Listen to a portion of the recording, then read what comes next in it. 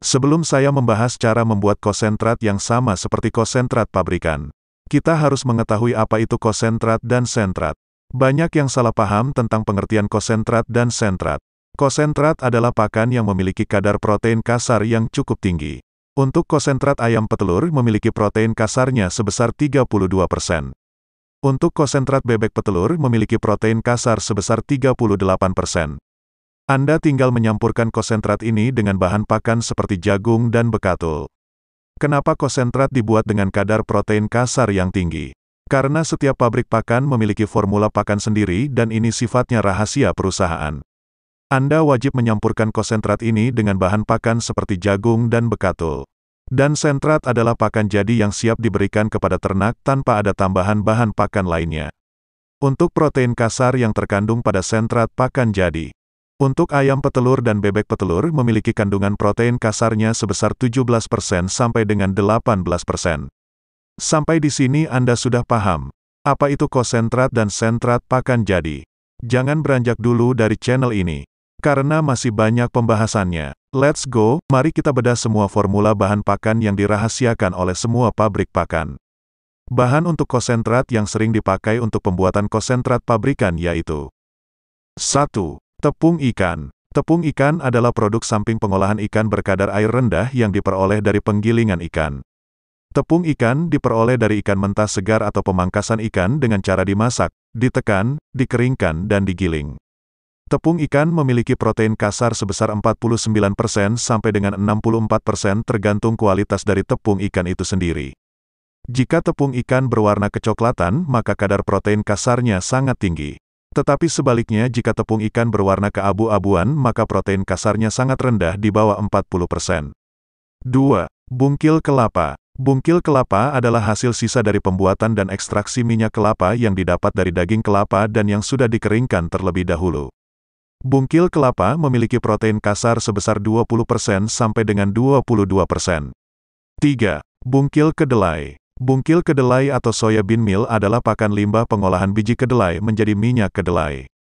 Bungkil kedelai umumnya digunakan sebagai sumber pakan protein utama bagi unggas karena kandungan protein yang sangat tinggi serta memiliki komposisi asam amino yang sangat lengkap. Bungkil kedelai memiliki protein kasar sebesar 46%. 4. Meat bone meal atau sering disebut tepung daging dan tepung tulang. Merupakan salah satu bahan pakan yang menjadi pilihan untuk sumber protein dalam pakan ternak unggas. Meat bone meal terbuat dari daging dan tulang sisa pemotongan ternak. Kecuali tanduk, bulu, kuku, feses, darah, dan isi perut, meat bone meal memiliki protein kasar sebesar 52%. 5.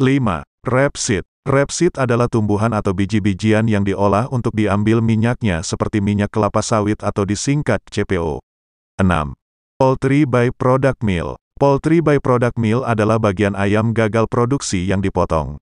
Seperti kepala, kaki, dan isi perut, tidak termasuk bulu, di mana hal-hal yang tak terhindarkan tersebut dapat terjadi. Sekalipun dalam proses produksi yang baik, poultry by-product meal memiliki protein kasar yang cukup tinggi sebesar 61%. 7. Tepung daun. Tepung daun adalah salah satu bahan untuk campuran pakan dan bahan konsentrat. Tepung daun bisa berasal dari tepung daun azolla, tepung daun indigo vera, tepung daun kelor, dan lain sebagainya. 8. Bungkil kacang tanah. Bungkil kacang tanah adalah ampas kacang tanah yang telah diekstrak minyaknya. Bungkil kacang tanah memiliki potensi sebagai makanan berprotein tinggi. Bungkil kacang tanah mengandung protein kasarnya sebesar 27%. 9. Trace mineral. Trace mineral adalah nutrisi mikro berbentuk senyawa anorganik yang menyusun kurang lebih 4% tubuh unggas. Perlu diketahui ketersediaan mineral harus disuplai dari luar. Misalnya dari ransum pakan, karena unggas tidak bisa memproduksi mineral sendiri. Salah satu klasifikasi berdasarkan fungsi dari mineral di dalam tubuh yaitu trace mineral. Pakan yang tadi saya jelaskan di atas. Akan kita pakai semua. Jika kita ingin membuat konsentrat dengan formula ransum yang dibuat seperti pabrik pakan terbesar di Indonesia.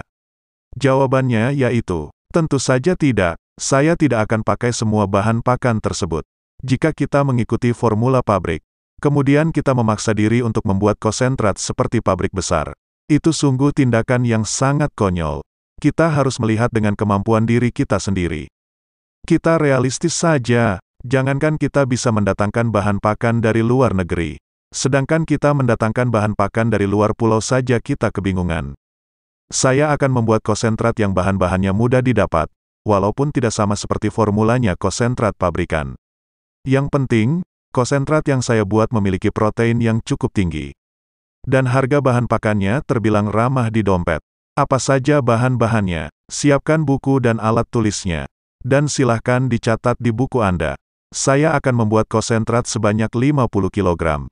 Bahan-bahannya yaitu 1. Bungkil kelapa sebanyak 18,5 kg.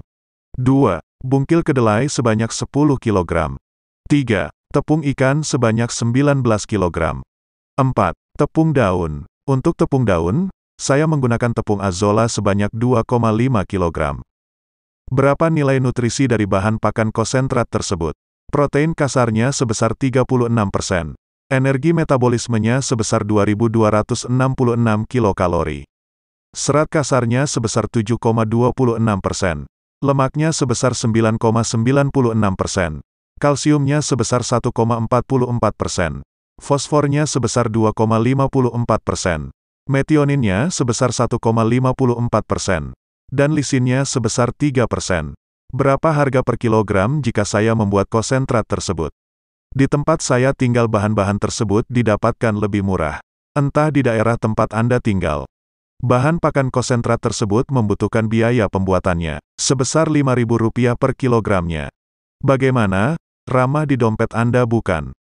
Jika kita menggunakan konsentrat ini untuk pakan bebek petelur, apakah ada tambahan bahan pakan lainnya? Jawabannya yaitu, tentu saja ada tambahan bahan pakan lainnya.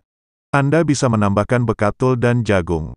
Berapakah takarannya? Takarannya yaitu, bekatul sebanyak 30 kg, jagung sebanyak 40 kg, dan konsentrat yang kita buat tadi sebanyak 30 kg. Berapa total biayanya jika kita jadikan pakan jadi bebek petelur? Biaya pakannya sebesar Rp3.600 per kilogramnya. Anda bisa membuat konsentrat sendiri sesuai dengan bahan-bahan yang tadi saya sebutkan di atas. Atau jika tidak ingin repot, Anda bisa beli pakan jadi atau beli konsentrat pabrikan di poultry. Saya berharap Anda menjadi peternak yang cerdas, bukan menjadi peternak yang pintar. Dan semoga Anda menjadi peternak yang sukses.